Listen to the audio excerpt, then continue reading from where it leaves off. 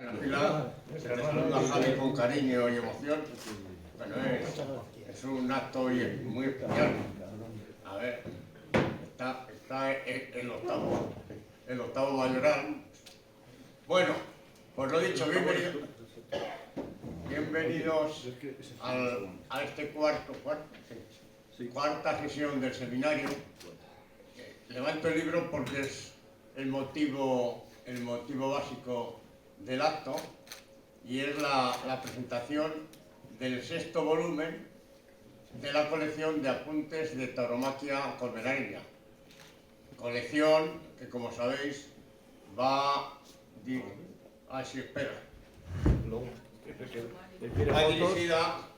a la historia de los ganaderos locales, los históricos y los actuales.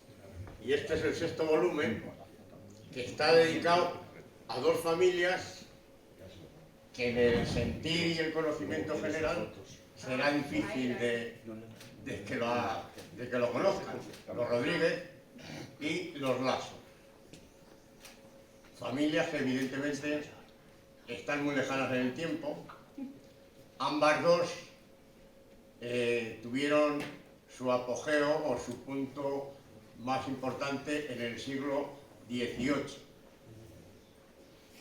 Y de eso en general trata el libro. Bueno, voy a presentar a los autores del libro. A mi izquierda está Rafael Jurdado, que es el habitual que investiga el tema de los ganaderos. Es decir, es el eje central de esta colección. En todos los libros ha participado y es realmente su trabajo lo que hace el núcleo central de la colección. También sabéis, y si no os lo recuerdo yo, que en cada libro invitamos a un autor, normalmente un investigador, y en esta ocasión es José Francisco Matellano, que también es investigador, pero ha derrapado un poquito y ha hecho novela histórica en vez de investigación. Bueno, sirva como excepción porque nos hace un relato novelado de lo que él supone que fue cómo se llevó a cabo el catastro de la Ensenada. Sabéis que el catastro de la Ensenada es un acto o un acontecimiento muy central del XVIII. El marqués de la Ensenada era el ministro de Hacienda y lo que hizo fue un catastro para recaudar más, como suelen ser casi todos los catastros de aquellos tiempos. Bueno, pues la interrelación entre las dos cuestiones que se tratan en el libro vinculan Colmenar, la ganadería y el acontecimiento histórico.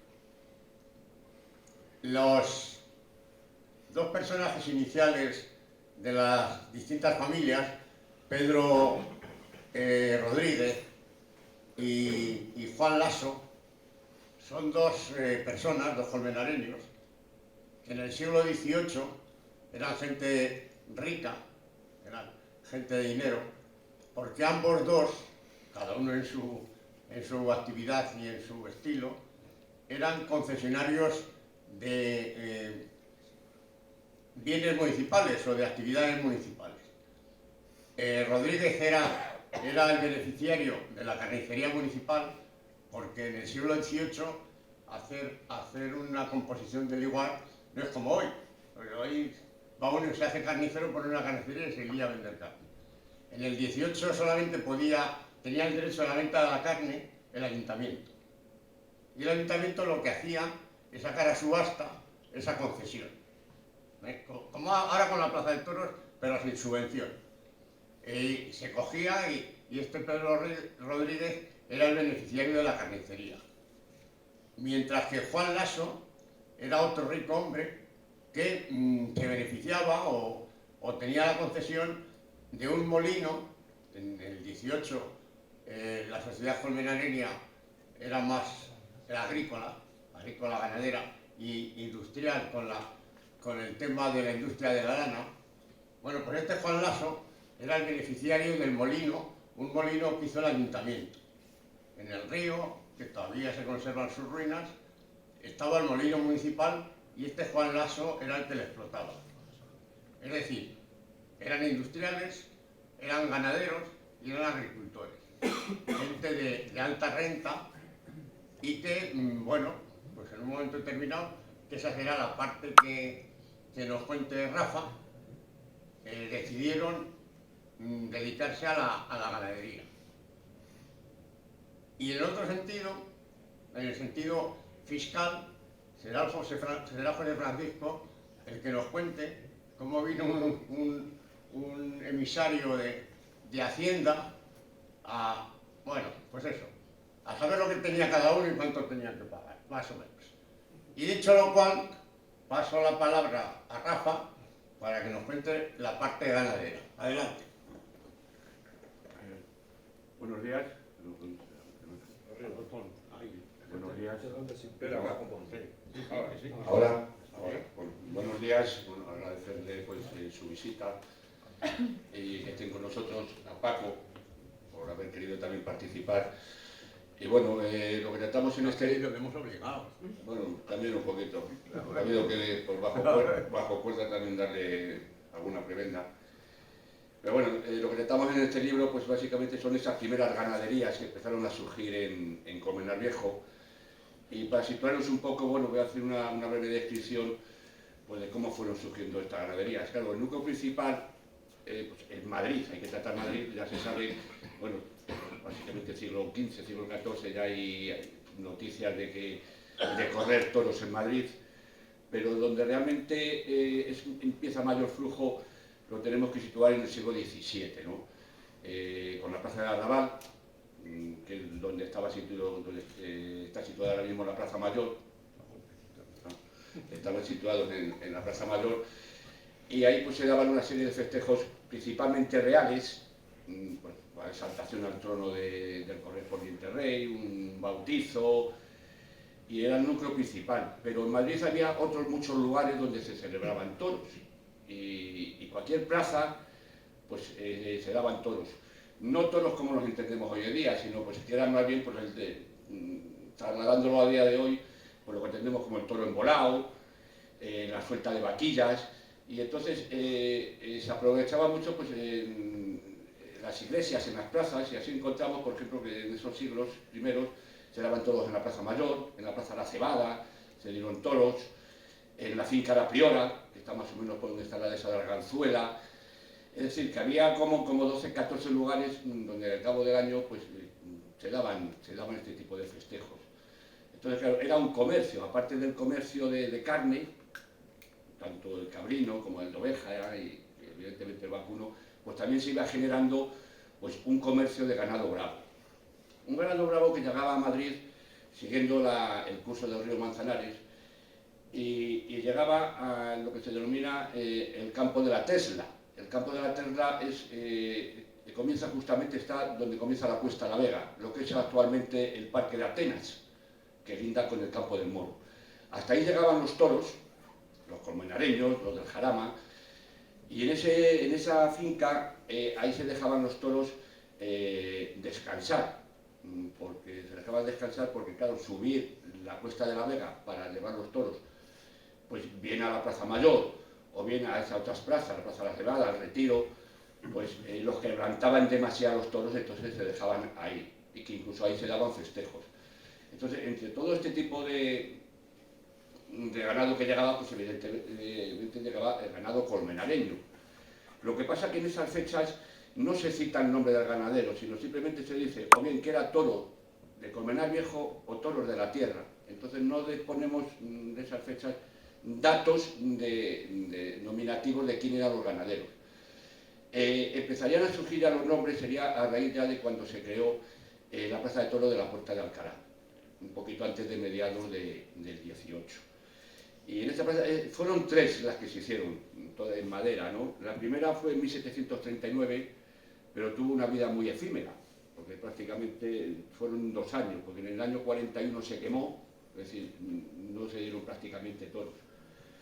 Pero el ayuntamiento, el consejo del ayuntamiento decidió construir una segunda plaza de toros en la Puerta de Alcalá, también fue muy corta, se construyó en el año 43, 1743, igualmente en 1748 por incendios y por problemas de mal construida, pues se terminó de derribar, y sería ya en el año 1749 cuando sería la definitiva plaza de toros de la Puerta de Alcalá. Esta sí ya duraría, es decir, 125 años, es decir, de 1749 a 1874.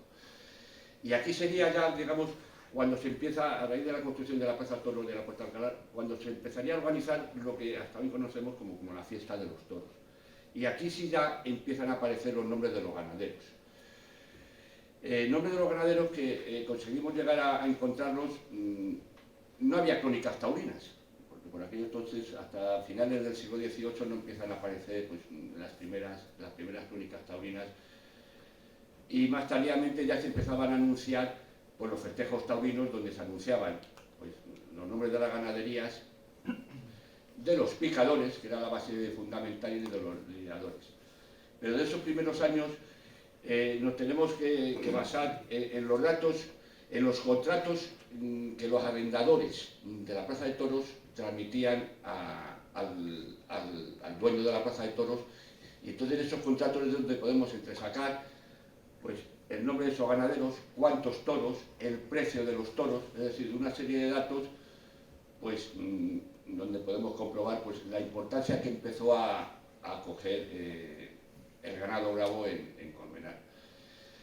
Dicho esto, el primer ganadero que encontramos fue un cura, un presbítero, Fernando González Segura, que es el primero que aparece, y ya es en 1578, es decir, la primera noticia que tenemos de un personaje colmenareño es de 1578, el primero que aparece que vamos, que de momento pues, hemos encontrado. Ese fue el primero. Entonces, a raíz de ese ganadero, pues la verdad es que empezaron a surgir muchísimos nombres colmenareños que empezaron a lidiar en Madrid.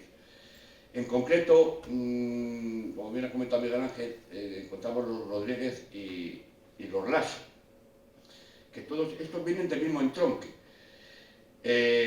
porque por poner un nombre al fundador de la ganadería brava, tendríamos que irnos a la figura de Pedro Diego Rodríguez, allá por el siglo XV. Que este personaje tuvo 4 hijos, entonces a estos 4 hijos fue donde llegaron pues, todo el ganado que este personaje tenía. Y esa es la base fundamental de prácticamente el 80% de las ganaderías que han surgido en Colmenar Viejo. Como he dicho, este Pedro López tuvo 4 hijos, Pedro, Juan, María y Francisco. Entonces nosotros vamos a coger la línea de Pedro. Y ya serían los nietos, para no confundirnos más, los nietos los que aparecerían ya como ganaderos. Y el primero que sería Pedro Rodríguez. Pedro Rodríguez sería el 4º ganadero colmenareño que lidiase Madrid en 1761, que lo hizo junto con otro colmenareño, Eugenio Jerez. Yo creo que este sí nos sonará más, que fueron en 4º lugar. Y luego el arranque del apellido Lasso, que sería cuñado de este Pedro Rodríguez, porque Pedro Rodríguez tuvo una hermana, Francisco Rodríguez, que se casó con Juan Lasso Jalvir, y claro, los toros pues figuraban al nombre del marido. Y entonces este segundo ganadero que hablamos en el libro, ya lidiaría en 1767 y ya sería el 12º ganadero que lidia en Madrid. Es decir, en 5 años aparecen 8 ganaderías colmenareñas que lidian.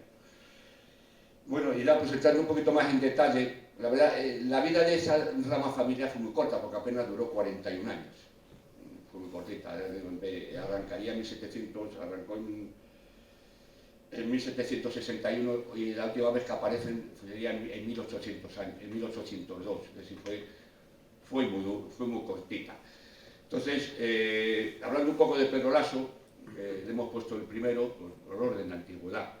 Como bien ha dicho Miguel Ángel, pues era un rico hombre, tenía el obligado de la carnicería, pero luego aparte era tratante de ganado, y para ello pues, de las tierras que disponía en Colmenar no eran suficientes, entonces decidió arrendar la dehesa de de Navalquejío, que está en Frenadillas de la Oliva, por el Escorial. Es una finca bastante grande que pertenecía al marqués de Robledo de Chavela, y arrenda esta finca únicamente para la explotación del pasto. Es decir, él podía meter allí su ganado, pero únicamente para el pasto. La leña no tenía los derechos de explotación de leña. Únicamente podía coger un poco de jara y poco rastrojo para la utilización del personal que tuviese allí, pues para calentarse o hacer las comidas. Entonces, como he comentado, aparece en Madrid en 1761 y bueno, pues fue uno de los primeros ganaderos colmenareños. Poco más se sabe de él. De lo que hemos podido mirar, pues es obligado, que buscó otras fincas para mantener el negocio suyo pues, tanto de ganado vacuno como también de cabras, porque también había mucha explotación de cabras en Colmenar. Lidia hasta 1786 y le hereda su hijo, también Pedro Rodríguez. Y hay un dato de un documento que encontré en el archivo de la Villa de Madrid, de la última corrida que le aparece en el cartel oficial, aparecen que eran 12 toros de Pedro Rodríguez. Pero encontré un documento en el archivo de la Villa de Madrid, en manuscrito, donde en ese manuscrito se reflejaba que 6 toros eran de Pedro Rodríguez padre y otros 6 de Pedro Rodríguez hijo. Es un documento manuscrito. Esto a lo mejor nos puede dar a entender que ya en vida el padre le cedió el ganado al hijo y lidiarían juntos.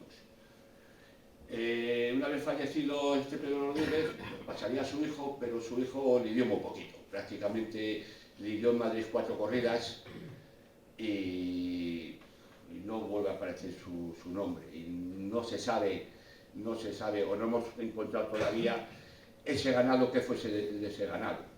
Si fue vendido o mandado al matadero o qué fue de él, no sabemos en concreto. Pero lo que es básicamente, eso es lo que es el ganado de la tierra. Todavía sin mezcla, todavía el toro Gijón no había llegado a Colmenar, y entonces podemos considerar como el verdadero toro de la tierra. Y poco más se puede decir de la trayectoria de Pedro Rodríguez, terminamente hablando. Luego ya con respecto a los Lasso, sí fue una trayectoria un poquito más amplia y más fructuosa, y empieza en la figura de Juan Lasso Jalmí, que estaba casado con Francisca, heredera legítima del ganado. Este Juan Lasso Jalmí, bueno, pues lidia en 1667 la primera vez, y como bien ha dicho Miguel Ángel, pues de lo que sabemos de él, pues que explotaba el molino de propios, ¿no? El molino del ayuntamiento. El molino del ayuntamiento, y que según el catastro, pues que era un rico jornalero. Él pues, se hace cargo de la parte del ganado, lidia Madrid durante varios años, y a su fallecimiento pues, le heredan Pedro, su hijo Pedro y su hijo Manuel. Este Pedro sí sería el que tomase un poquito más en consideración el tema de la ganadería. Y torearía pues en corrida de toros y en alguna corrida extraordinaria. De las poquitas que se hacían durante finales del siglo XVIII, eran muy poquitas las corridas que se celebraban extraordinarias. Al igual que novilladas, una cosa que quería apuntar, cuando se construyó la Plaza de Toro de la Puerta de Acular, solo se daban toros.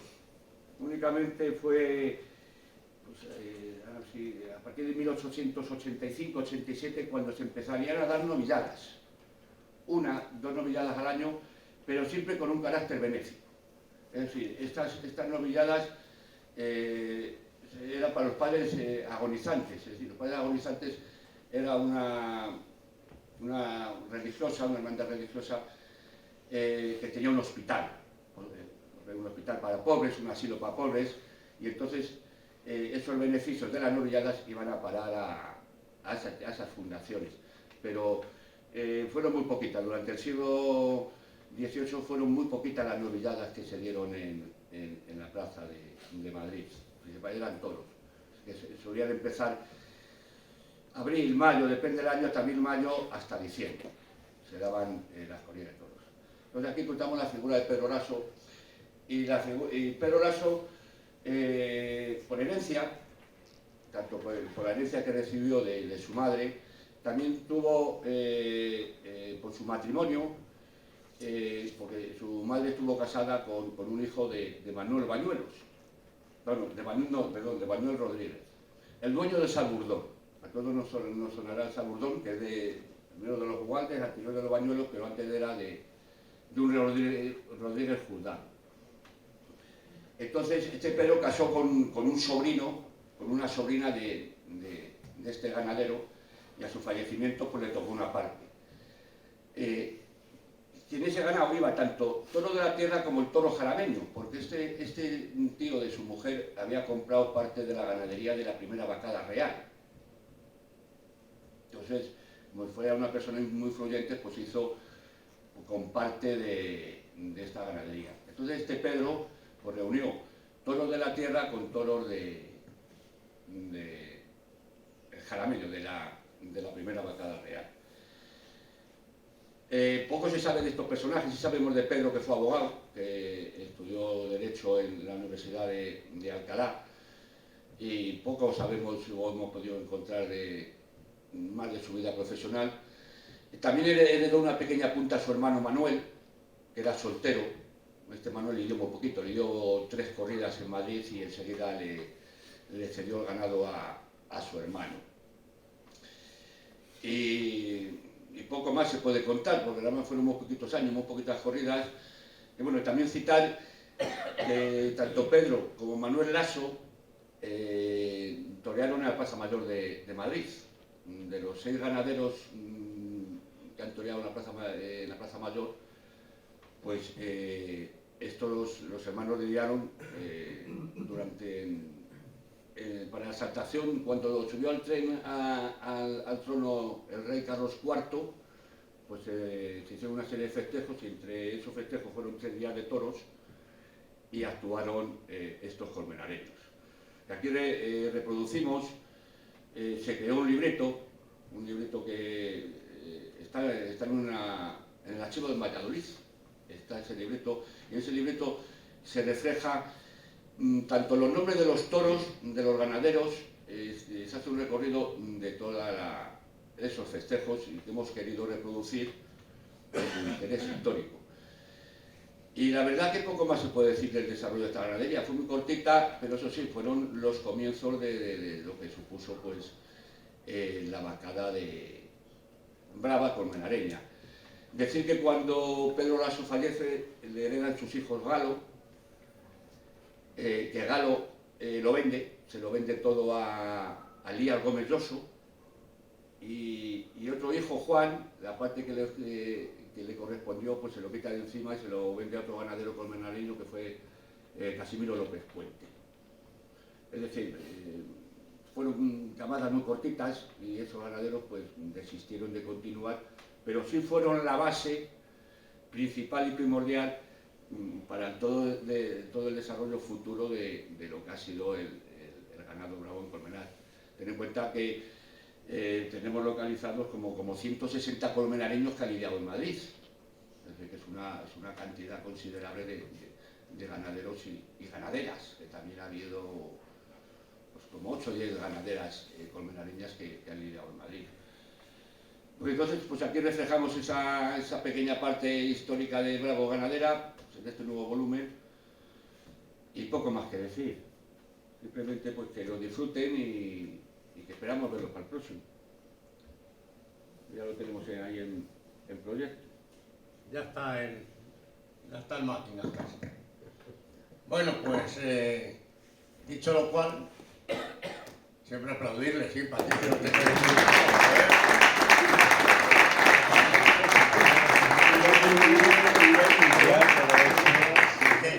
si es que son muchas horas de archivo y de estar ahí buscando cosas y cosas y cosas, eso es un tema muy arduo. y muy duro. No, y en estas fechas, perdón, es complicado, porque en esas primeras fechas es que... Bueno, ¿por qué me interrumpes? Luego dices que te interrumpo yo a ti. ¿Quieres ser protagonista? Venga, a ver, es que luego me dicen que interrumpas. Es la confianza que tengo con mi apoderado. No, que iba, bueno, es por repetir lo mismo, que es que la problemática que hay en estas fechas es pues, la falta de documentación. La verdad hay que rebuscar mucho, hay que buscar los contratos que venían a Colmenar, a firmar los contratos a Colmenar para los toros. Y entonces hay que extraer los datos pues, a base de mirar mucho, inclusive en documentos de cuando los mayorales entregaban los toros, pues ya en esta época ya se llevaban a la Muñoza. Entonces, pues gracias a esas entregas que hacían los mayorales, donde ponía pues el mayoral fulanito de tal ganadero, pues ha entregado 12, 14 toros. Y pues de ahí hemos podido ir sacando datos y pudiendo conjuntar un poquito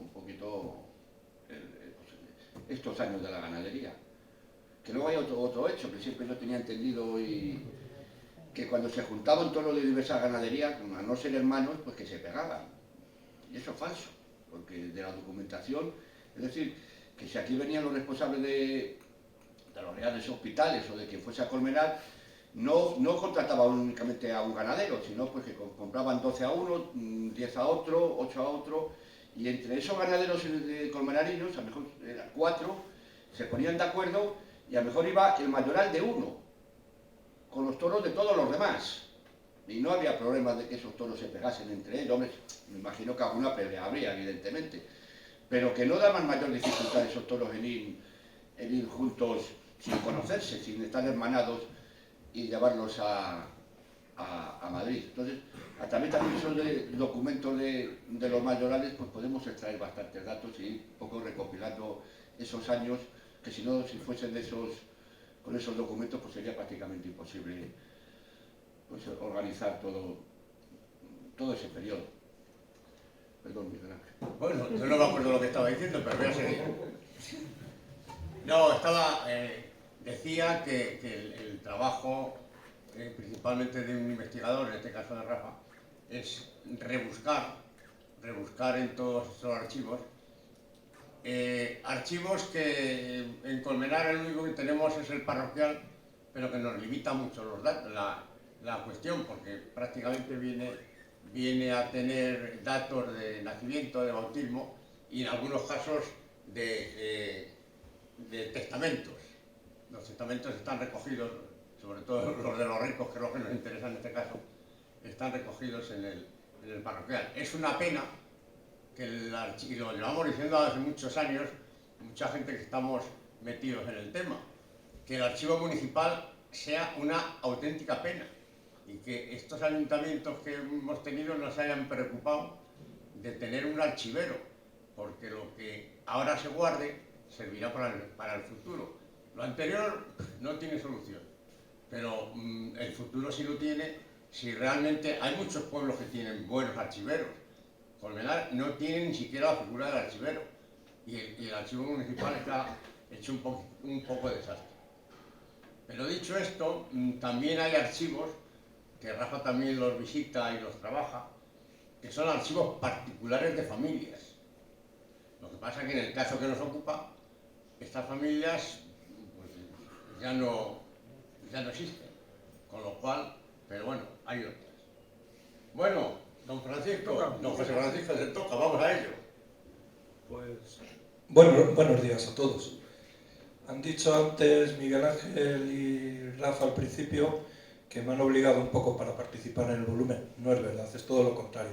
Para mí es todo un orgullo y un honor poder participar en esta obra de Rafa, que ya empieza a adquirir tintes de enciclopedia taurina y que de aquí a pocos años se va a convertir, si no lo es ya, en una obra de referencia para hoy y para el futuro. Así que todo lo contrario, y el placer es mío por poder participar en los libros. Os voy a contar un cuento y os voy a dar un consejo. El consejo es que si veis que me voy mucho por las ramas, bostezáis disimuladamente un par de veces y yo pues ya voy acortando. Y el cuento pues es un cuento muy bonito. Érase un reino una vez, no muy lejano, donde vivía un anciano rey que estaba perdiendo el hombre la cabeza y estaba casado con una mujer que era una mujer muy ambiciosa y muy manipuladora, y tenía a la joven pareja de príncipes, pues los trataba muy mal, los tenía escondidos en el palacio, no los dejaba que lo viera con el rey, porque era muy ambiciosa y ella lo que quería era colocar a sus otros hijos pues en todos los reinos de los países vecinos, y para eso obligaba al marido a estar en guerra con todos los países de Europa, para ver si a partir de un tratado, a partir de una paz, pues podía ir colocando a sus hijos. Pasaron los años y el anciano rey murió después de haber perdido la cabeza del todo, y ya por fin los jóvenes príncipes pudieron acceder al trono, se deshicieron de la malvada madrastra y empezaron un reinado de paz y progreso, y aunque vivieron muy poquito y no tuvieron hijos, pues se puede decir que durante los años de reinado fueron felices y comieron perdices. ¿Os ha gustado el cuento? Sí. Bueno, pues ahora le ponemos nombre a los protagonistas. El anciano rey era Felipe V. Felipe V sabéis que es el primer Borbón que llega al trono después de la guerra de sucesión, muerto Carlos II sin descendencia, es nieto de Luis XIV, rey Sol, todopoderoso rey que controlaba Europa en aquel momento, y la malvada madrastra es Isabel de Farnesio, es su segunda esposa después de muerta María Luisa de Saboya, que era la madre del que a la postre sería heredero y protagonista del tiempo del que vamos a hablar hoy, que es Fernando VI, que se casó con Bárbara de Braganza, princesa portuguesa, y es verdad que vivieron muy enamorados, el tiempo que vivieron, que fue poco, hasta que Bárbara falleció, y después de muerta Bárbara, Fernando empezó a perder la cabeza también, como le había pasado a su padre, y los 2 años últimos de su reinado pues fueron en lo personal un caos, no se podía reunir con los ministros y estaba absolutamente perdido de cabeza. Dicho esto, nos ponemos ya en situación en este reinado de mediados del siglo XVIII, que muchas veces para la historiografía es el que va entre el XVII y el XIX, nada más. El XVII con todo aquello de los Austrias menores, las guerras coloniales, y el XIX con los reinados de Isabel II, de Fernando VII, con las guerras carlistas. Son 2 siglos tremendamente interesantes para la producción histórica, y el XVIII es un poco más tranquilo. Y seguro que el reinado de Fernando VI más tranquilo todavía, precediendo al de Carlos III, que por cierto era uno de los hijos de la malvada madrastra que buscaba colocar en tronos europeos, y así lo hizo en Nápoles. Y para llegar a este periodo de tranquilidad hubo que cambiar primero la política exterior que había precedido al reinado de Felipe V. En una primera etapa del reinado de Felipe se comporta únicamente como un satélite de su abuelo Luis XIV, y España queda al servicio de Francia, y en una segunda etapa, a partir del matrimonio con Isabel de Farnesio, pues la política exterior de España gira en buscar alianzas que le permitan recuperar los territorios europeos, sobre todo en la parte de Italia, que había perdido España después del Tratado de Utrecht en 1713.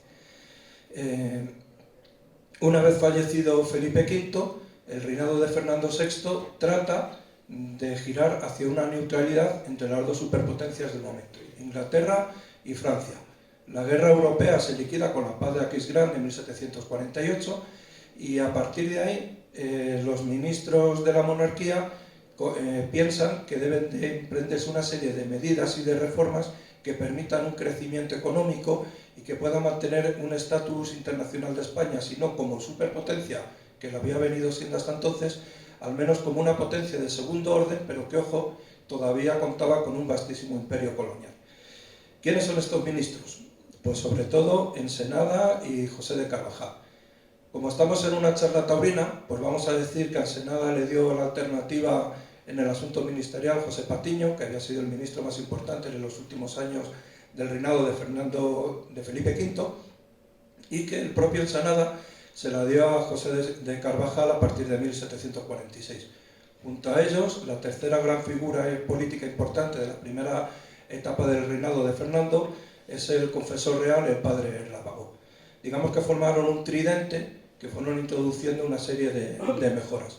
¿Por dónde pasaban estas mejoras? Pues en primer lugar por mejorar la población. eran conscientes, y aquí ya estamos hablando de la introducción de las ideas ilustradas del siglo XVIII, que la fortaleza económica y social de un reino solamente podía venir a partir de un crecimiento de la población. ¿Por qué? Porque era la base en la que se iban a recaudar los impuestos, los pecheros, pero era la base que producía para el país. Era quien trabajaba la tierra, era quien tenía el comercio, era quien podía tener industrias y manufacturas.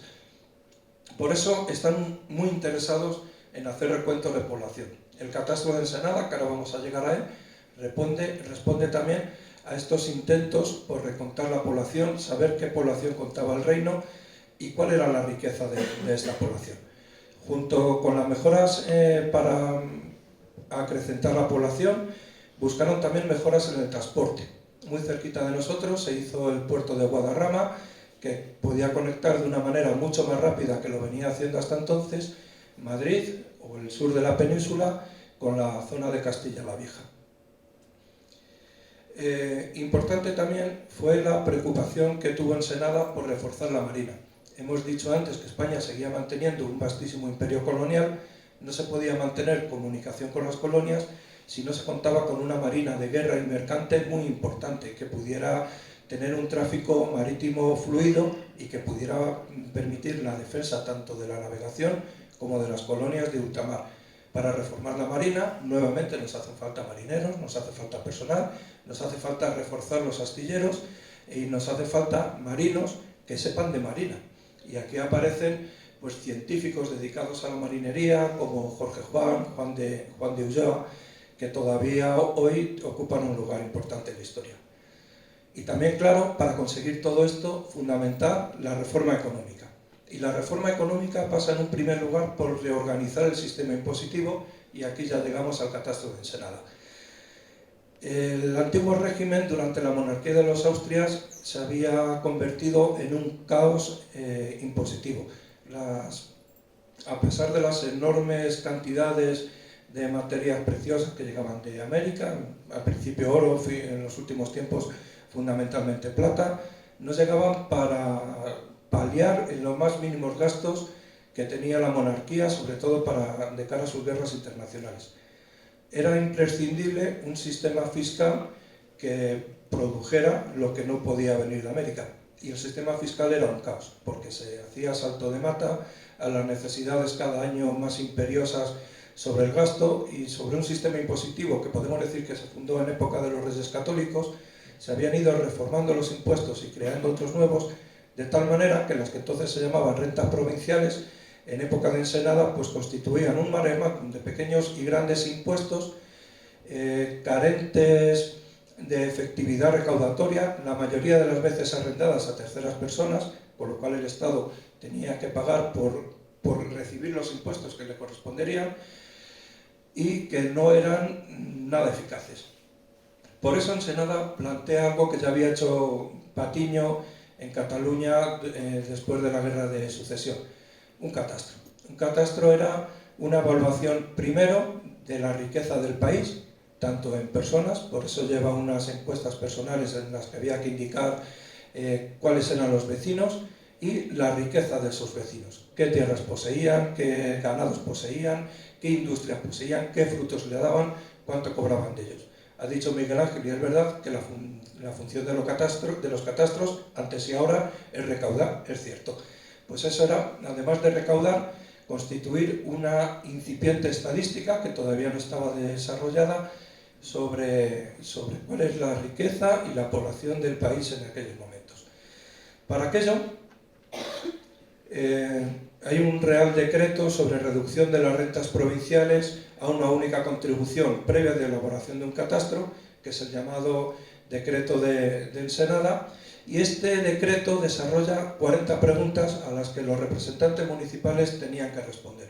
Las preguntas abarcaban prácticamente todo sobre la actividad económica municipal, empezando por el nombre de la población y sus límites y términos, su situación, si era de realengo o señorío, su riqueza rústica y producción agraria, derechos impuestos sobre las tierras, minas, salinas, molinos, batales y otros artefactos, los ganados y las rentas que producía cada uno de ellos. Por cierto, aquí hago un pequeño inciso para decir que en el tema ganadero no distingue el catastro entre el ganado de lidia y el ganado de carne o de leche. ¿Por qué? Pues no sabemos, no sé. Dice Rafa con buen criterio que el ganado de lidia ya constituía un negocio, pues seguramente los ganaderos, si valía más el ganado de lidia que el ganado ordinario, pues preferirían no dar un valor mayor porque sabían que tendrían que pagar por ello, claro. Sigue con el vecindario y las casas de la población. Colmenar en 1752 cuenta con unas 900 casas habitables y 950 vecinos. El vecino es un problema porque no es una persona, es un cabeza de familia. Entonces cada vecino tenía a su cargo la familia, que no es solamente la familia directa de la mujer y los hijos, sino que también son los criados que vivían dentro de la casa. Con lo cual, hacer una elaboración de un censo a partir de los vecinos es sumamente complicado. Por eso los datos estadísticos del siglo XVIII son datos que hay que tomar con mucha precaución porque no son exactos.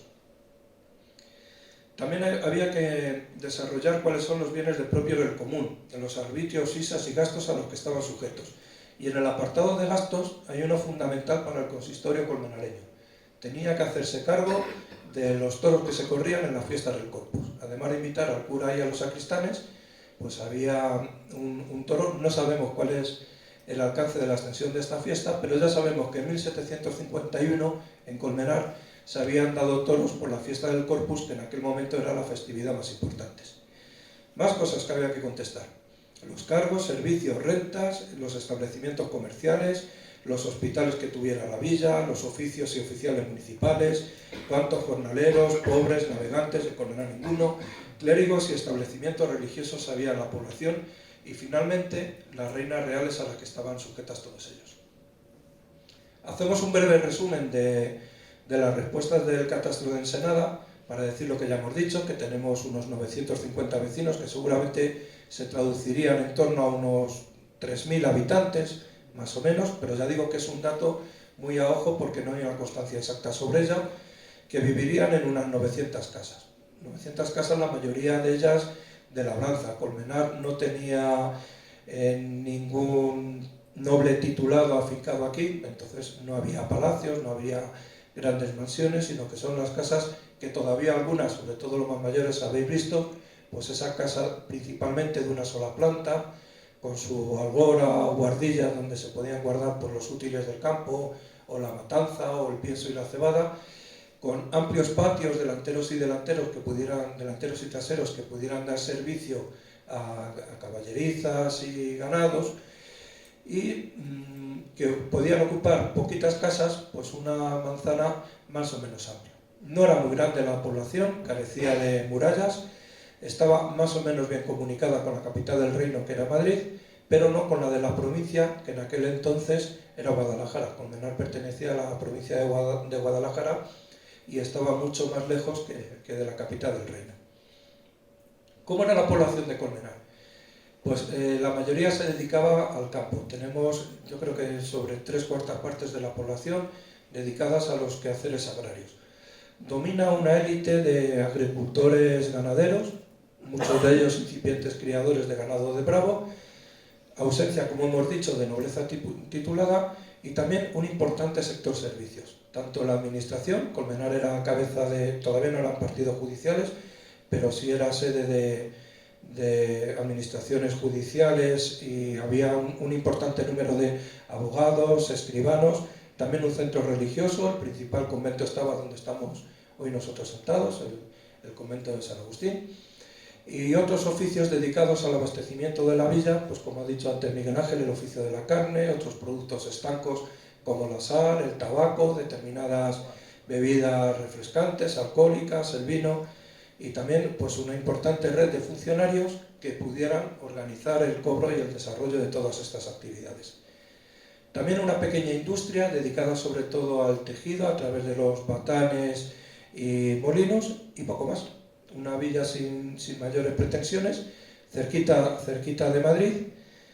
Y dicho esta breve introducción histórica, pues voy a desarrollar, con vuestro permiso, un poquito la historia que viene desarrollada en el libro.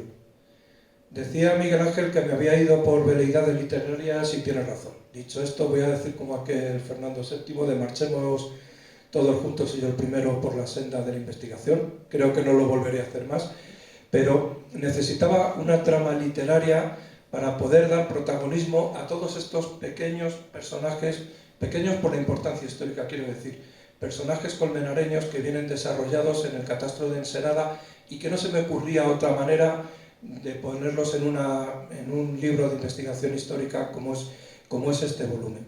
Necesitaba ese desarrollo literario. Para eso he querido ser muy fiel primero a la fuente principal, que es el catastro de Ensenada.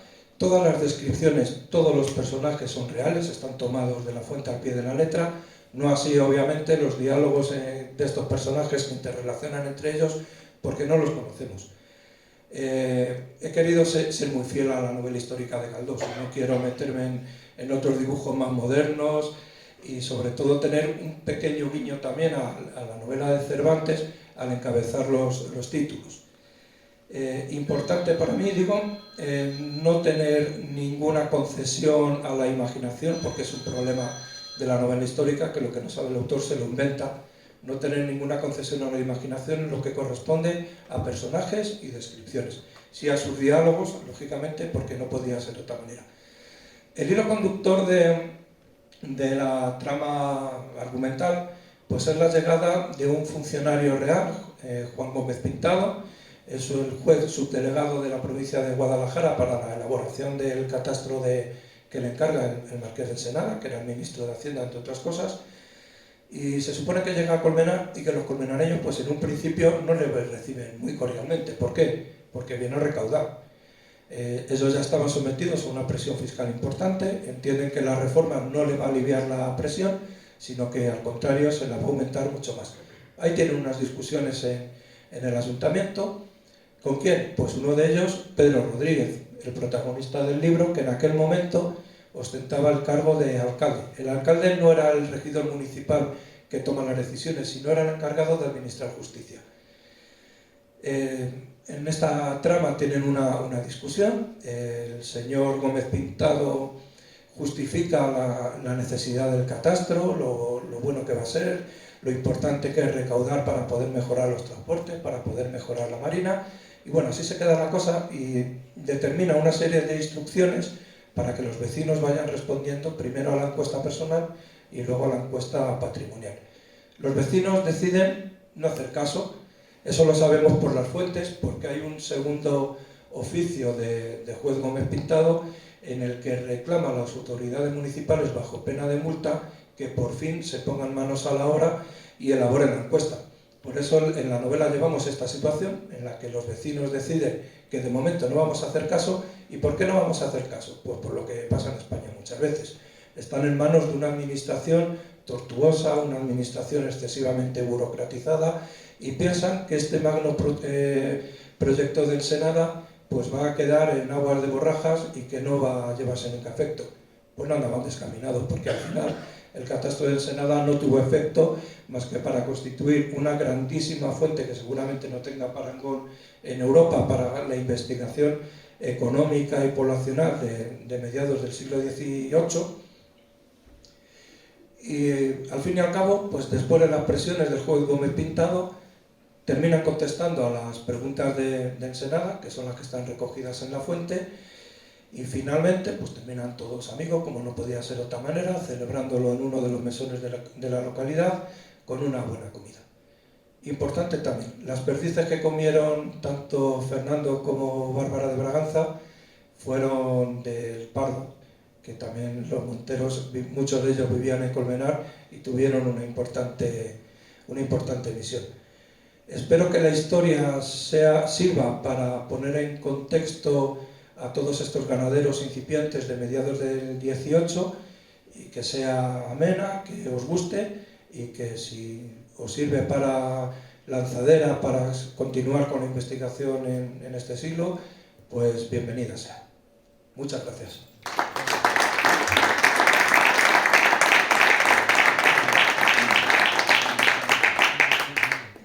La larga introducción histórica que ha hecho no lo vais a tener en el libro. con lo cual os recomiendo que cuando salgan los cuadernos del seminario los cojáis porque ahí están reproducidos íntegros. Lo he hecho por eso. Por eso lo he hecho, para añadir texto a lo suyo. ¿Vais a hacer preguntas? Creo que no, porque los has dejado y Rafa antes, o sea. Pero yo te voy a decir una cosa, discrepo de una de las partes que ha dicho que Colmenar tenía una pequeña industria. Creo que no. Colmenar en el 18 tenía una gran industria textil, importante industria textil, y además en el catastro verás que hay muchos cargadores, que hay muchos curtidores, que hay mucha gente de las que se reflejan en el catastro porque eran gente que tenían unas rentas dignas de reflejarlo. Entonces yo creo que la industria textil, no solo en Colmenar, sino el resto de lo que era el territorio de Guadalajara, porque Colmenar efectivamente no era cabeza de partido en aquellos tiempos porque no había partidos judiciales, pero sí que había una zonificación, y Colmenar era la capital del condado del Real de Manzanares, y el gobernador del condado estaba aquí en Colmenar, y con 3.000 habitantes pues era casi la segunda ciudad villa de mayor importancia del entorno de Guadalajara, que toda la zona esta de Guadalajara estaba relacionada con el Marqués de Santillana, que es el hombre, el señor del territorio que impedía que otros nobles se asentasen en Colmenar. Había algún hijodalgo, un poquitos, que eran los aristócratas menores, pero Colmenar sí que tenía una industria, y es la que te decía yo que discrepaba, que sí tenía una industria textil importante. Sí, y la prueba de los batanes que tenía y qué es lo que nos queda. Pero no creo que tuviera un desarrollo más allá del autoconsumo local y de la comarca zona de influencia. Hombre, no creo que hubiera grandes vías de exportación. Yo te puedo decir del 19, que es lo que más he trabajado, el 19 que ya no había industria textil, había muy poquita, pero todavía había comercio industrial con los pueblos de alrededor. Y los pueblos de alrededor, por ejemplo, Buitrago, pues yo he visto facturas de comercio textil con Buitrago. Sí, la zona comarcal, claro, sí. Si decimos que tiene un peso no tan grande como lo tenían los ganaderos agricultores, pero sí, la poca industria que había era dedicada pues, sobre todo a la industria textil, porque la cabaña ganadera también es importante, sobre todo en la de ovejas y cabras y vacas también, claro. En el catastro, ¿cómo valoran el ganado? La cabra, 8 reales. La cría de la cabra cuando cumple 4 años, que cuando se la sacrifica, dice el catastro, 9. La vaca, 34. La cría de la vaca, ya sea ternero o becerro, 75. La yegua vale 20 y la cría 50, también con 4 años. La borrica vale menos, vale 10. La cría de la borrica vale 3 a 3 años y el cochino pues se evalúa en 45. ¿Y la Junta? La Junta no la contesta, pero podemos juntar un par de ellos a ver qué dice. El dato que ha dado de población, según el catastro de Ensenada, en la población de Madrid son 3.626 vecinos. Solo lo que era Madrid entonces. Tendríamos que quitar todos los distritos que a partir del 19 se han ido sumando a la capital. Pues la villa, que estaría limitada hasta el Paseo del Prado y poco más. Los límites que ha dado ante Rafa, que coinciden con los extramuros, que es donde se podía hacer festejos taurinos, 3.625. Colmenar, 961. Y el total de lo que hoy es la Comunidad de Madrid, que entonces no existía, bueno, seríamos unos 62.800 vecinos. Es decir, que la mitad de los vecinos vivían en la capital y Colmenar pues tendría pues, unos 1.000 vecinos aproximadamente. No, yo la comparativa la llevaría por Guadalajara, que es la que nos corresponde. Y Guadalajara me parece que tenía 1.000 pocos vecinos. Guadalajara, que era la capital del entorno y la sede del Duque del Infantado. Tenía el palacio y tenía una serie de funciones.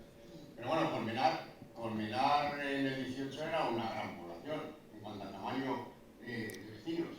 Porque los vecinos que tú dices, claro, eran los vecinos pecheros, que eran los que estaban para esto. Pero bueno, no nos vamos a encauzar aquí con unas cañas. Unas cañas. ¿Alguien quiere preguntar y a Rafa le preguntamos alguna cosa o qué? Yo ¿No quieres preguntar algo? ¿Que hables?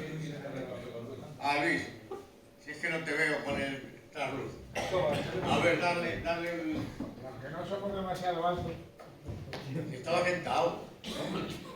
Venga. Tengo que escoltar, Pablo. Todo lo que es un contraluz hay que notar. Buenos días.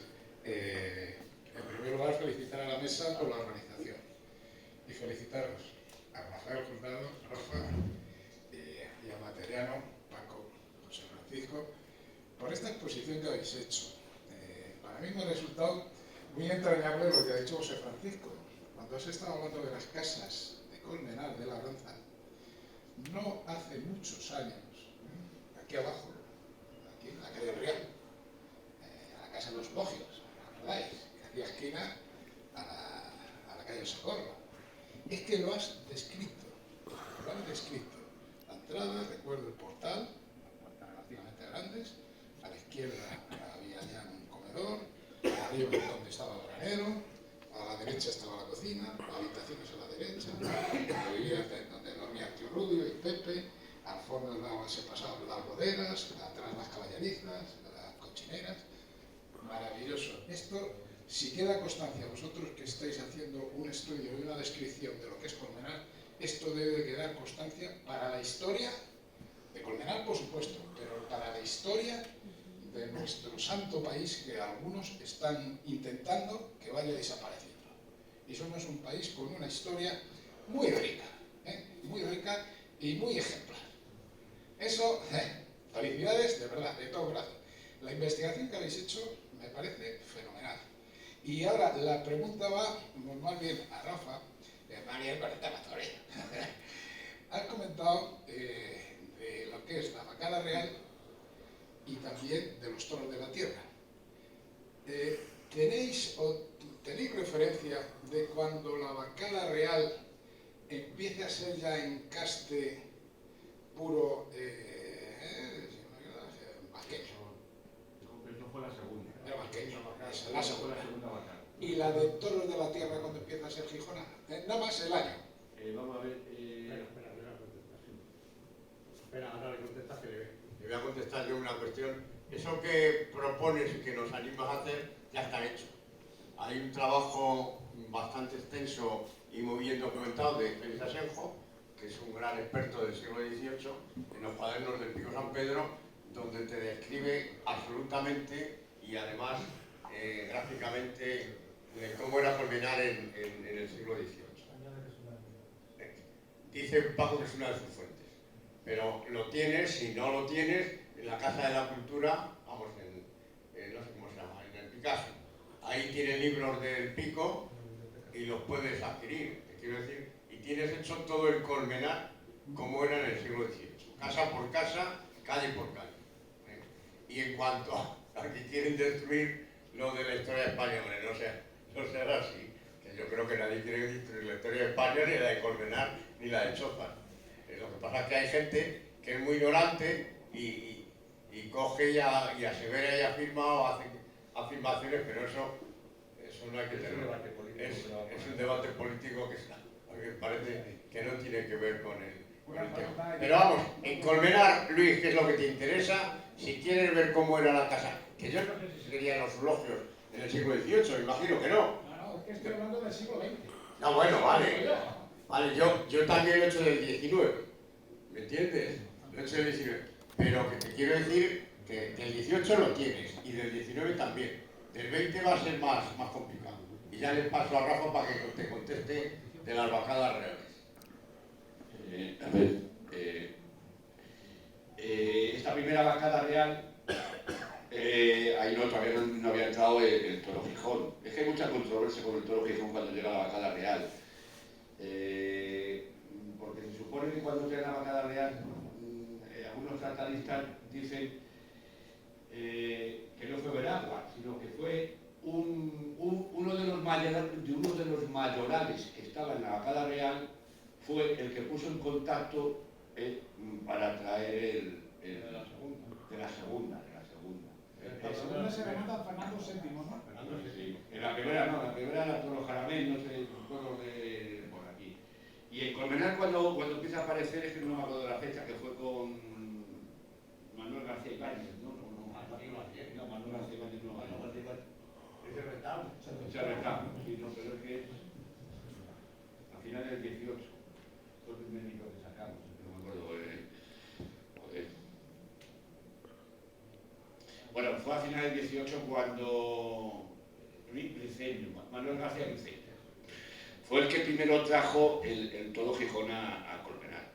Y entonces ya se empezó a mezclarían, porque querían tanto machos como hembras. Entonces me imagino, creo que a lo mejor llevaban por una línea el puro Gijón y por otra línea cruzarían con el toro de la tierra. También se utilizaron, claro, como el toro de la tierra por esa época era el que tenía más valor, pues incluso se compró toro Gijón, pero no para lidiarlo, sino para tratar con él. De hecho, Pedro Raso, que tratamos aquí, la última vez que aparece es en 1802, la última vez que aparece en Madrid como ganadero. Luego hay una fuente que dice que en 1804 compró una punta de ganado a Aguilar Bolaños, es decir, pura línea Gijón. ¿Qué haría con ese ganado? Por lo mismo pues fue como un negocio, ¿no? Para lidiarlo. Entonces sería a final del 18 cuando llega el toro Gijón a Colmenar. Entonces, lo que hiciesen los ganaderos, imagino que mezclarían, porque es que lo curioso del toro Gijón es que el problema, como no hay crónicas, hasta muy ya entrado el 19, donde te haga una descripción de decirte el toro tenía tal pelaje o tal comportamiento, eso primero no sabemos si mezclarían o no. Posteriormente sí lo podemos saber cuando empiezan a aparecer las reseñas y ya te empiezan a hablar de la pinta de los toros. Porque claro, encontramos el Gijón más oscuro, menos oscuro, y también los había negros. Entonces, evidentemente, si ese toro era negro, tendría que estar cruzado con el Gijón y con el toro de la tierra. Porque el toro Gijón era el toro Gijón, no el colorado, el retinto, con su matiz. Entonces pues, a raíz de finales del 18, principios del 19 fue cuando empezaría con la mezcolanza esta del Gijón y el toro de la tierra. Pero siempre predominando más la sangre gijona que ese toro de la tierra. Más que otra cosa por la pinta, evidentemente, porque si se torían más toros colorados sería porque sería más abundancia en la línea gijona que en esa línea del toro de la tierra. Tiene mucho sentido la real vacada, porque la monarquía pretende ser el primer propietario del reino. Probablemente lo fuera en tierras, todas aquellas del realengo que por eliminación no pertenecían ni a la nobleza ni al clero, y también lo pretende ser en industrias. En este momento se empiezan a desarrollar las reales fábricas, pues esta que conocemos de tapices, que todavía queda en Madrid, la de la granja del vidrio, la de las lámparas, y lo que están haciendo es hacerse propietarios también de las manufacturas incipientes para controlar el mercado, sobre todo de cara al abastecimiento de ultramar.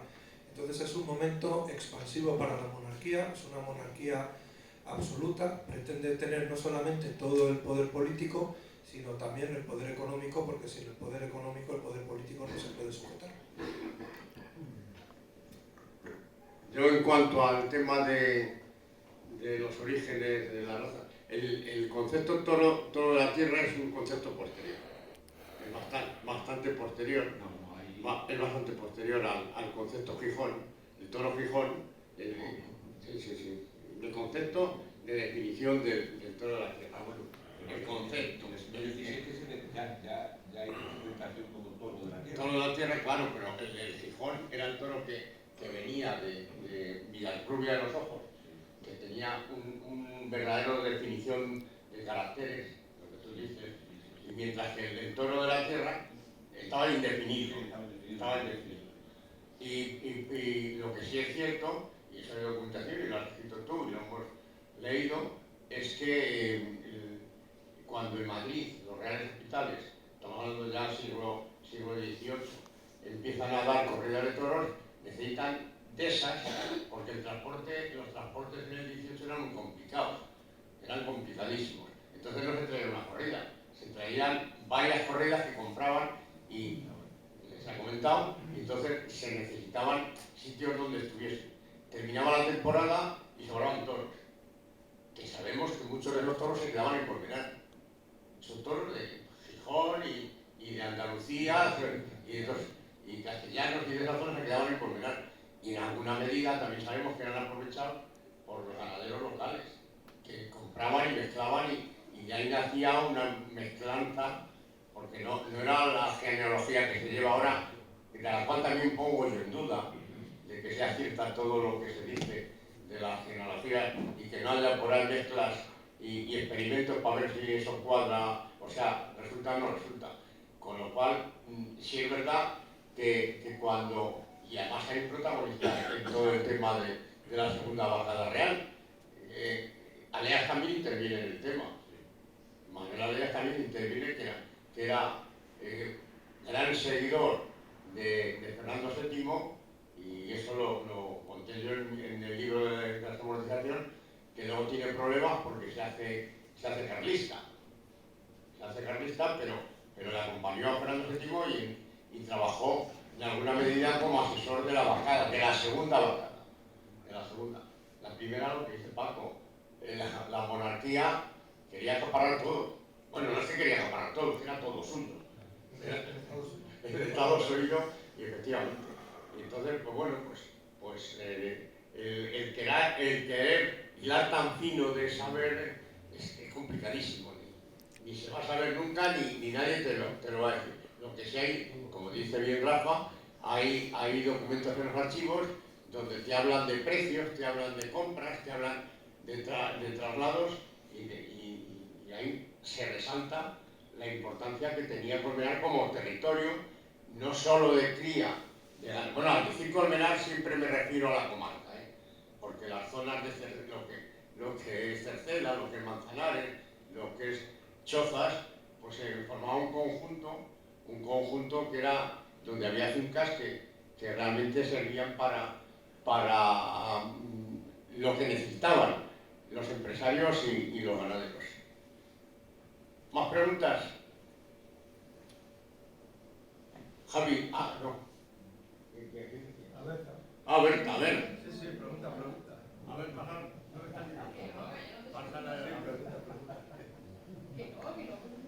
Dile si te va a subir la paga. Tú sabes lo que me ha dicho que me iba a preguntar. Que si va a continuar la saga de Gómez Pintado. Bueno, me alegro que me hagas esa pregunta. De hecho, no me la esperaba. Me pregunta que si va a seguir las aventuras de este Gómez Pintado. Sí, es que le he forzado un poquito a que me preguntara, porque antes se me ha pasado comentando que según iba escribiendo las aventuras de este personaje, me parece un personaje literario espectacular. Me ha ido creciendo las manos de una manera, porque aparece como un triste funcionario gris que llega a hacer una misión, y de repente he visto que se puede meter en todas partes. Se puede meter en los ayuntamientos, se puede meter en los hoteles, se puede meter en los palacios, puede participar en esas conjuras que llevaron a la caída de Ensenada, que según Lynch al final fueron con dimes y diretes, que le fueron contando una película a la reina, que si Ensenada se había metido en los ingleses, que se iba a hacer alta traición, no sé qué. La reina se lo cuenta al rey, y el rey dice, pues venga, para adelante, y detienen a Ensenada y la acusan de alta traición, y nombran a Ricardo Gual ministro de todo, que era el principal enemigo de Ensenada. Y creo que estos funcionarios, estos personajes, desde un punto de vista literario, tienen un futuro muy grande. Así que sí, me gustaría que hubiera una segunda entrega de las aventuras de Gómez Pintado, lejos de una publicación de investigación histórica.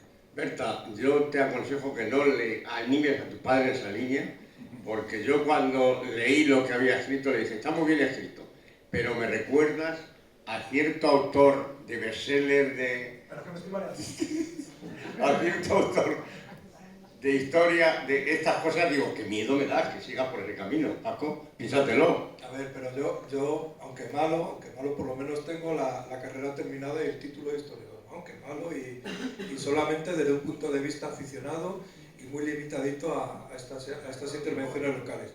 Y Miguel Ángel se está refiriendo a ese académico Pérez Reverte. Pero le he dicho el nombre. No, pero ya te lo digo yo, al que Dios confunda y ya está. Si le va como le va a pegar a los de sigue, ya. No, yo... Deja el registro. Bueno, pero es que la literatura también pasa un poco como los toros, ¿no? Que el que más gana no siempre es el mejor torero, y en los escritores el más leído no siempre es el mejor escritor.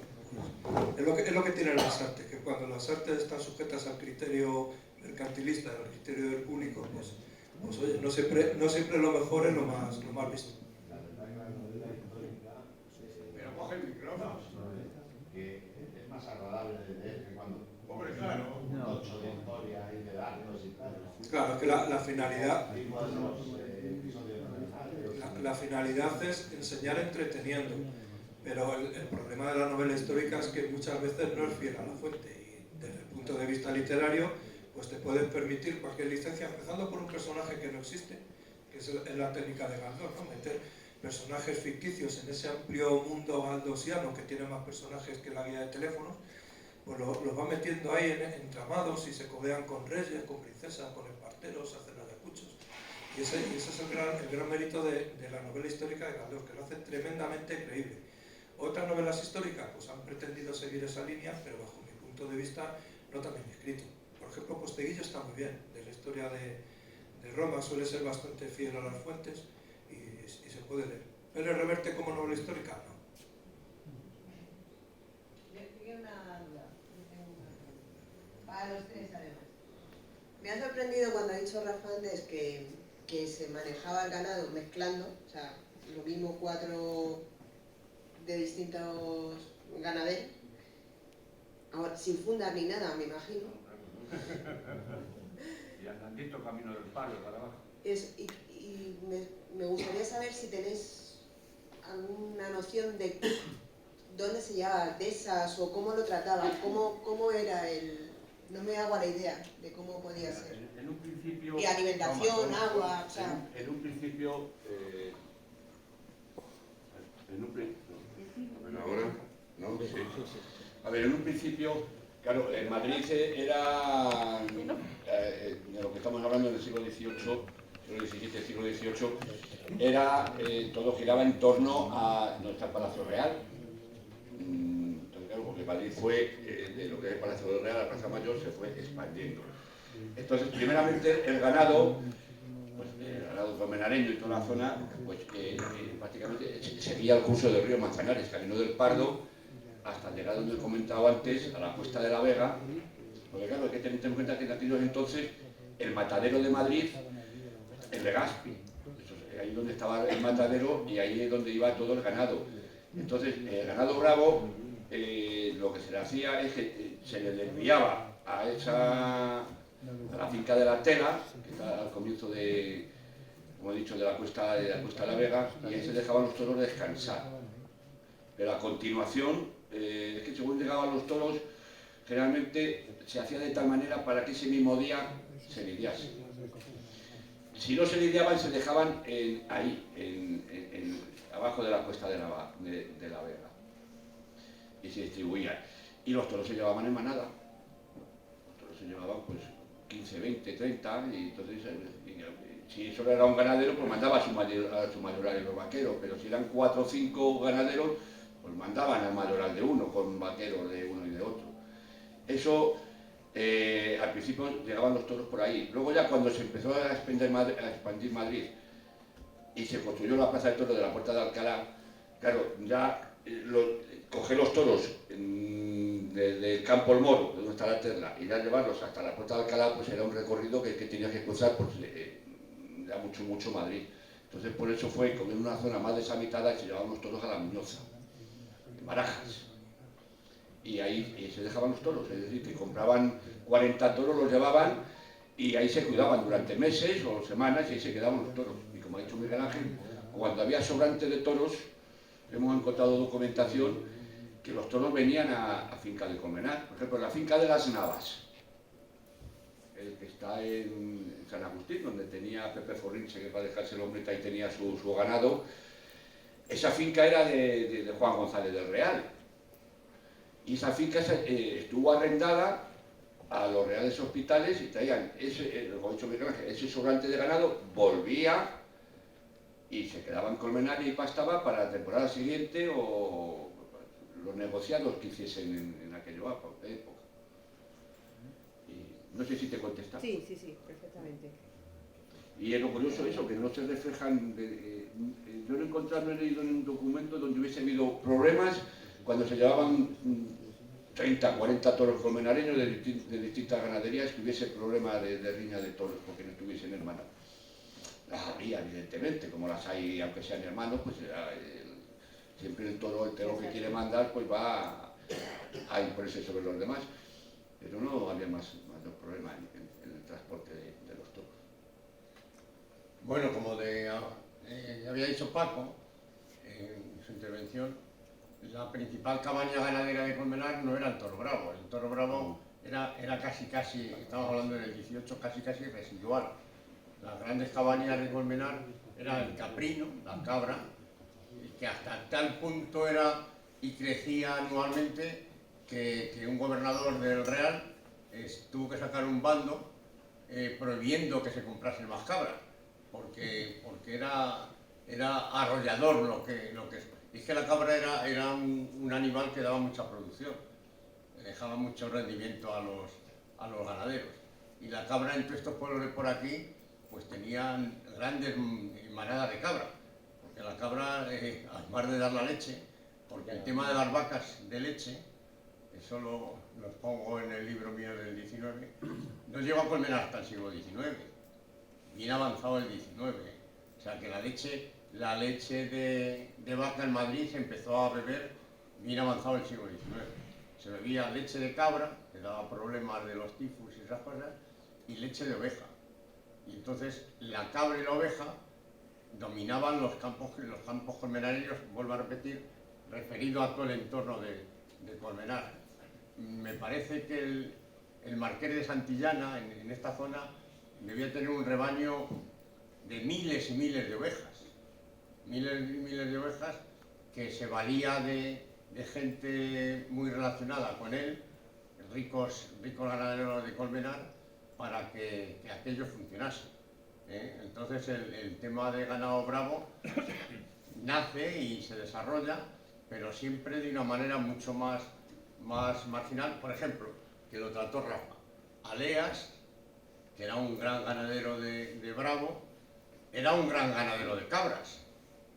Aleas tenía muchísimas cabras y no sé cuál le daría más rendimiento, si las cabras o el ganado. O sea que se compaginaba el tema de un tipo de ganado y otro tipo y de otro tipo. En cuanto a lo que preguntas del tema de los toros entre sí, yo creo que es un concepto que ha estado equivocado siempre, pero que yo creo que nunca ha sido un problema para la gente que ha manejado el ganado. El que hubiese distintas ganaderías juntas, pues aquí en Colmenar, lo que hemos dicho, lo que sobraba pues eran 10 de uno, 5 de otro y estaban todo el invierno juntos en la pieza, con lo cual no tenían problema de convivencia, más allá de lo propio, como ha dicho Rafa, de lo propio que un toro se puede engallar y enfrentarse con los otros, y los otros le cogen entre ojos y van a por él. Pero bueno, eso es un instinto más que un... Mira, hay una cosita, daba más problema a la gente que los toros. Y hoy también, que te lo digan tanto, que va viendo por los porquillos que tira la gente. Se sacaban ordenanzas, yo me acordaba, me estaba amigo mi padre, pobre hombre, a la cabeza, que él me contaba a mí que cuando era mozo y traían los toros por Colmenar, por Navalaosa, pues que se subían a los peñotes, se escondían y se liaban a cantazos con los toros cuando llegaban los toros. Y seguramente que alguno que esté aquí, pues a lo mejor lo habrá vivido. No, de aquí ninguno, yo creo. No ha ido... No, son más jóvenes, ¿no? Bueno, dicho esto, quiero decir, por ejemplo, ahí se sacaban normas y bandos, estamos hablando del siglo XVII, siglo XVIII, que te podían llevar hasta galeras, porque había mucha costumbre de que cuando llegaban los toros ahí a la finca La Tela, que hemos hablado, y ya nos iba a subir por la Vega, por la calle Segovia, la gente los trababa. Había mucha costumbre de trabar los toros, y trabarlos y jugar con ellos. Entonces, claro, eso quebrantaba mucho a los toros, y había normas que le pillasen, le podía meter preso. El que hiciese muchos disturbios durante la celebración, antes o después de la celebración de los toros, hasta galeras. Podía ser condenado a galeras. No sé, que traigas un toro y que te manden a remar por ahí al Nuevo Mundo. Es decir, que causaba más daño el hombre que el propio toro. Entre ellos. El propio toro entre ellos. Es que probablemente el pastoreo que tiene ahora mismo el ganado de Lidia no lo hayas tenido nunca. Ahora la ganadería se lleva con muy poquito personal, un mayoral y escasos vaqueros, y los toros conocen perfectamente quién es el mayoral, quién es el vaquero, y les hacen caso. En aquellos momentos que estamos hablando, el toro pastoreaba. Yo creo que el ganadero le daba vestido y calzado y lo demás debía de correr por cuenta del toro, ¿no? Pues tenía... Va a ser zona de Colmenar. Claro, que es zona de Colmenar, zona agreste, zona de monte... Toda la zona que va, según vamos para Hoyo de Manzanares, que es una zona muy escarpada, que aquí es todo piedra. Pues allí los toros estarían cerriles y estar los de comer no los echarían de comer. Si venía buen año, pues buen año, lo que pudiesen variar a lo mejor de la bellota o de algún castaño, pues lo que comerían, pues, y esos toros, pues por esos lugares, pues fíjate, darían miedo. Me parecían esos pavarracos de 7, 8, 9 años para... La zona, lo que pasa es que claro, yo no sé la zona de Cerceda y eso, que también era mucho de agricultura, pero estás haciendo lo que Paco, novela histórica, ¿eh? Te lo estás inventando. Eso estás haciendo novela histórica. por ejemplo, toda la zona del Grajar, donde, ¿cómo se llama? Donde vas tú a cuidar la finca, la de los Quemadillos. Esa zona, ¿cómo es? Toda esa zona muy quebrada. ¿Pero qué tiene que ver para que los ganaderos tuviesen controlado todo? ¿Qué van a controlar? Por esas quebradas, ahí irían vaqueros que tenían un vaquero que se darían la vuelta y no controlarían Está la haciendo mina. novela histórica. Que no. Vamos a ver, los ganaderos de Colmenar eran también labradores. Y tenían unas cosechas importantes. No voy a decir que los diesen avena y cebada, pero paja tenían para echar de comer al ganado y le han echado de comer toda la vida, y además te lo ponen en las narraciones que ellos hacen. Los que nos han llegado de los Martínez y eso te pone exactamente, tú lo has visto, lo que comían. Sí, pero, yo creo que sea... Pero es que estamos hablando de los libros que hemos visto, pero eso es más actual. Pero vamos a ver, el siglo XVIII... Pero no tienes datos para eso, digo No, que estás haciendo novela histórica, no, que me parece muy bien, pero que no.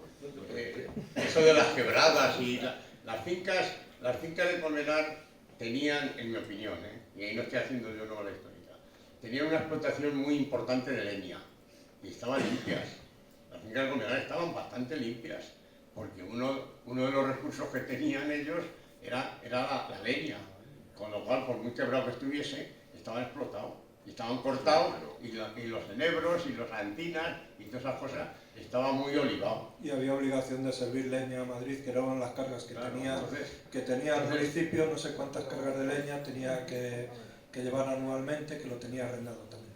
Yo como me gusta más de lo que decís antes del comportamiento de los encierros, yo os recomiendo que leáis los cuentos del viejo Mayoral, de Vicente Fernández Salcedo, que os cuenta las perrerías que se hacían a los toros en el encierro, en Colmenar.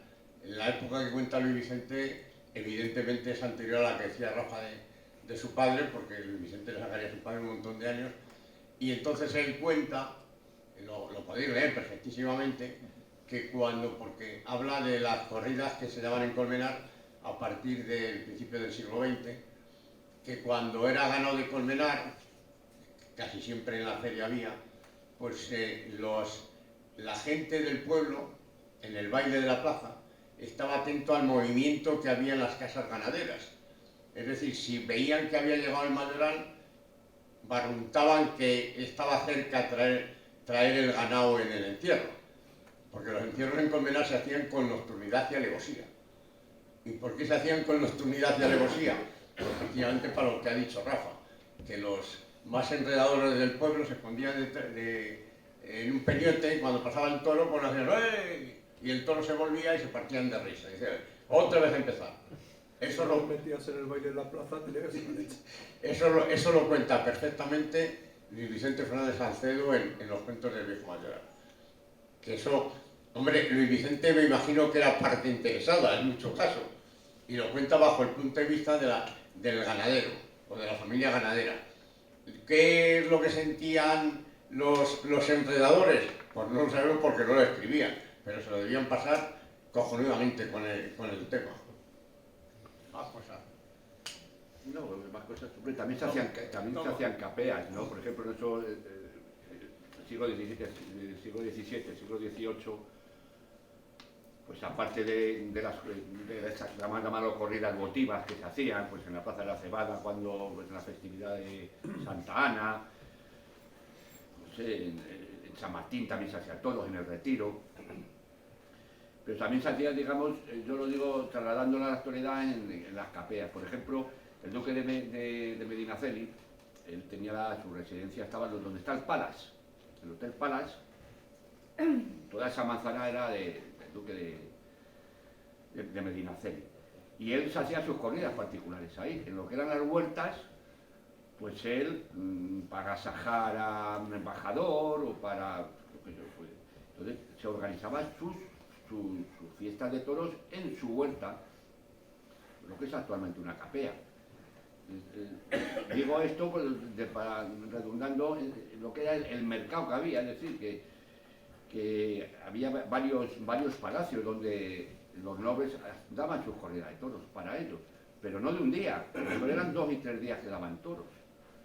Y ahí he leído en algún sitio que algunas veces, yo lo que llamo los tapias ahora, lo que son los tapias ahora, es decir, que a esos valientes que salían y se esforzaban y brillaban en esas corridas que hacían por las diversas plazas, luego los nobles los llamaban para que fuesen a participar en esas corridas que hacían particulares, les daban una propina, hay documentos de eso.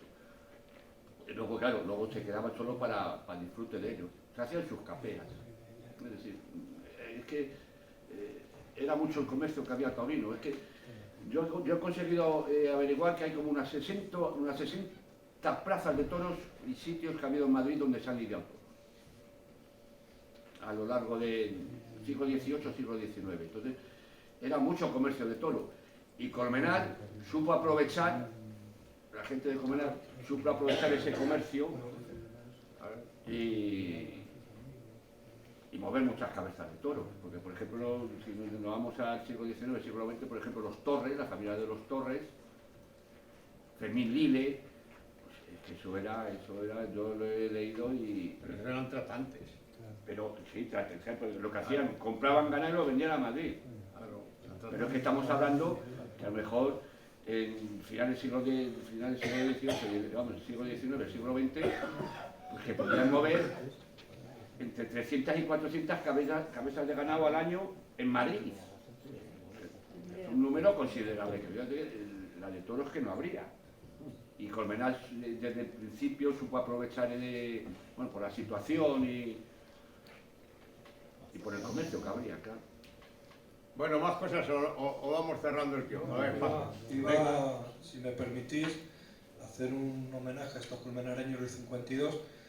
Y los protagonistas de la parte de investigación de Rafa también están reflejados en el catastro. Si queréis vemos lo que dice el catastro de ellos. Pedro Rodríguez, de oficio labrador y obligado de la carnicería de Estamillar. Se le cuenta por trabajo al año, por labrador 180 días y cada uno a 6 reales. Por obligado de la carnicería 200 ducados cada año. Y a los 2 mozos por labradores 4 reales diarios. De edad 35 años, casado con María Sigüelas, de edad 33 años. Hijos, Casimiro Rodríguez, de edad 5 años. María Rodríguez, de edad 3 años. Antonia Rodríguez, de edad 1 año. Criados, Miguel Salces, de edad 50 años. Fernando Álvarez, de edad 30 años. Y los 2 ejercitan en labor de campo. Manuela Herraz, de edad 20 años. Y además, como hemos dicho antes, el momento de la elaboración de la encuesta, Pedro Rodríguez es el caballo de bastos. Es que cada uno tiene de marca página lo que quiere. Sí, pero si quieres darme una foto la tengo para el próximo día. Juan Naso Jalvis, de oficio labrador y molinero en el molino de la villa. Se le cuenta de trabajo al año por labrador 180 días y a cada uno a 6 reales. Por la servidumbre del molino 660 reales por todo el año. A cada mozo de la labor 4 reales diarios. Y al pastor por todo el año 4 reales diarios. De edad 46 años. Casado con Francisca Rodríguez, de la misma edad. Hijos: Manuel Laso, de edad 12 años, Pedro Laso, de edad 10 años, Francisca Laso, de edad 7 años. Criado: Gregorio Fernández, de edad 20 años, que se ejercita en la agricultura.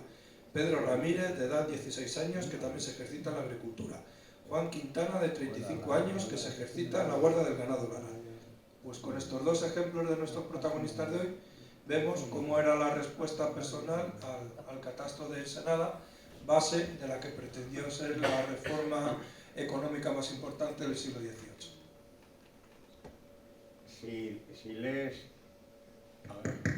Si lees uno de los jornaleros, cualquiera, verás la diferencia de rentas que había entre estos ricos hombres que evidentemente sumaban a sus rentas las rentas de sus hijos, las rentas de los criados, todo eso era acumulativo de lo que producía la casa. Y te coges un jornalero y a lo mejor tenía, pues, no sé si he encontrado en la parte del jornalero. Yo sí Tengo el de boticario, si queréis. No, el de boticario no, el de boticario no, que es amplio. No, estará. Bueno, ese es igual. Ahora lo buscamos. Sí que va a decir una cosa que ya se da en el siglo XVII y que pasará hasta la guerra civil en el 36. Las élites colmenareñas además de criar toro bravo, van a gobernar el municipio. Es decir, que los gobernantes municipales van a ser en su mayoría criadores de toros de bravos. Ya vemos qué está pasando en 1752 y será una situación que pase pues hasta que la guerra civil rompa con el ganado bravo colmenareño y desaparezcan la mayoría de las ganaderías. Pero durante prácticamente 2 siglos se va a dar esa constante social. Y los jornaleros Bueno, es igual, si era un dato, porque una de las tuntunas que me dio a mí por hacer... Mira, pastores, por ejemplo. No, los pastores no, que eran ricos. Pastores, no, los pastores... Búscate los jornaleros, que los pastores los hay. Es que no distingue entre propietario de ovejas, que lo llaman pastor, y pastor, que los pastores suelen estar dentro de las casas como criados. Entonces eso puede dar lugar a error.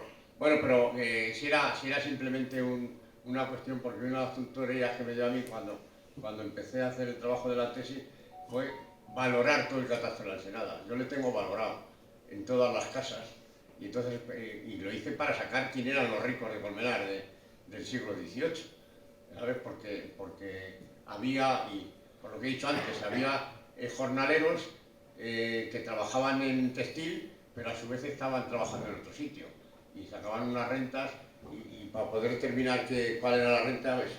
Entonces había gran diferencia entre lo que hemos dicho de Pedro Rodríguez o las rentas de las otras personas, teniendo en cuenta que aquí solo figuran los que declaraban rentas.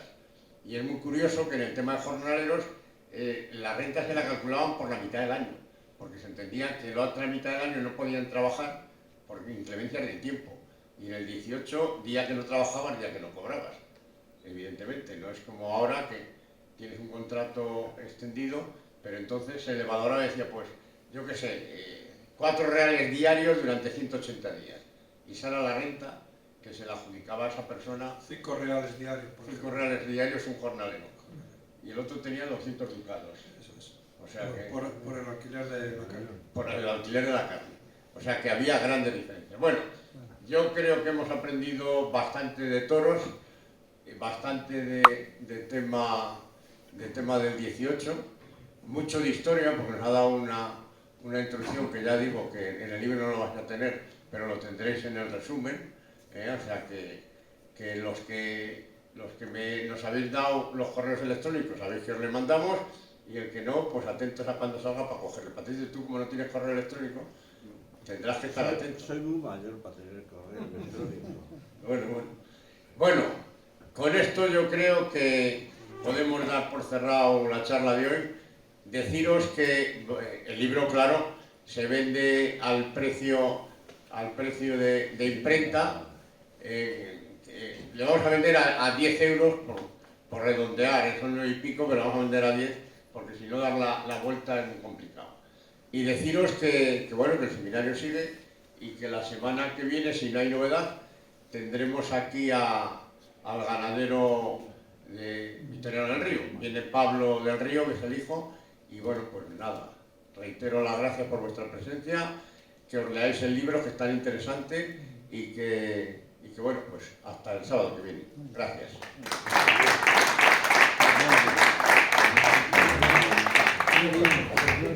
Voy a comprar. No tengo coche para